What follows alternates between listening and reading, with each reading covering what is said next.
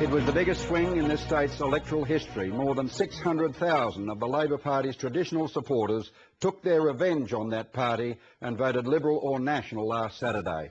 In a statewide swing of 17%, the coalition picked up 33 seats, breaking into constituencies never represented before. The ALP lost its heartland in a humiliating rejection of its inconsistent and often self-indulgent method of governing the state. Later we'll look at the consequences with the new opposition leader John Robertson, and shortly we'll be talking to the new Premier of New South Wales, Barry O'Farrell. But first, let's follow the progress of one new MP who shocked the tally room last Saturday night by taking a heartland Labor seat.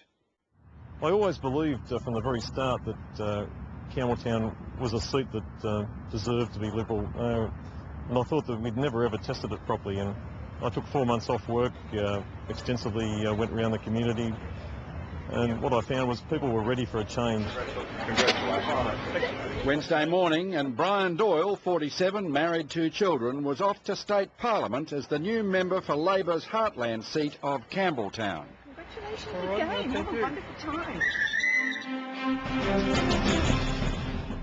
That is very quickly, and are you picking up any further light? Amazingly, Brian Doyle, who early on we didn't think had a chance in Campbelltown, is now getting 44% of the primary vote. Just amazing. That's a swing of over 20% in Labor heartland, a seat like Campbelltown. Mr Doyle, a descendant of a 19th century convict, has been a police officer for 27 years. He has a law degree and an MBA and rose to the rank of Chief Inspector. He's a former councillor at Broken Hill, when he was stationed there for 3 years and where he joined the National Party. Campbelltown is a Liberal gain. Wow. These are amazing figures. They are amazing results. Are you here to examine the crowding on the trains? Actually, I'm here to go to work. Brian Doyle joined the Liberal Party in 2004, and he took 4 months' leave of absence to campaign full-time in Campbelltown at this election. The seat was vacated by his friend, former Minister Graham West. He won against the political odds, a Labor margin of 21.7% in a seat the Labor Party had held for 40 years. Everyone that lives at Campbelltown, most of them actually have to travel away to work, so transport links are vital. An effective train service, an effective road service. And over time, both of those have sort of become run down and in need of renovation. It's an area that's missed out on a lot of the good things of government because it's been so safe. I think Labor never had any real reason to spend any money on it, and I think because it was so safe, probably the Liberals also neglected to pay too much attention to it. But that's changed now, and Campbelltown's well and truly on the map. Brian Doyle met his new parliamentary colleagues for his first party room induction and was warmly received by the new Premier. Fantastic.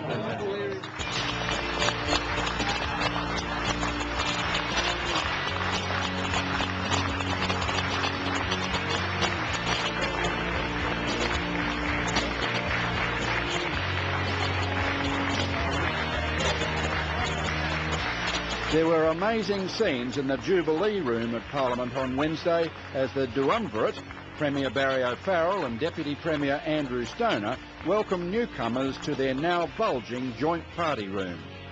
Mr 36+% swing, Paul Toole from Bathurst. The man who introduced me to the suburb of Roos, Brian Doyle from Campbelltown. At the very last, the new member for Campbelltown, Brian Doyle, made his formal entrance to the party room. We've seen in both Nationals and Liberals electorates a rush to our candidates in a way that's never been seen before.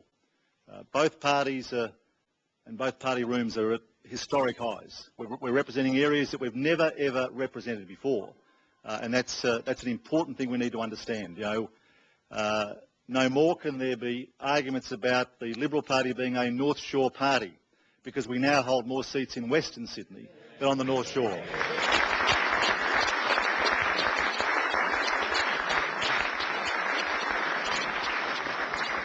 So enjoy this moment for as long as it lasts, but then get back to work, because there are big things to be done across this state. There is a huge job that is ahead of us. And there is no room for complacency or scandals, because that's what brought Labor down. Our new Premier, Barry O'Farrell, is very committed to Campbelltown, and you might have noticed in his victory speech we got a mention 4 times, and that didn't happen by chance. He's been a regular visitor out to Campbelltown. I've regularly spoke with him about issues at Campbelltown, and the fact that he's made himself Minister for Western Sydney just shows how committed he is to our area. Campbelltown and all the former Labor heartland must now be sharing this hope.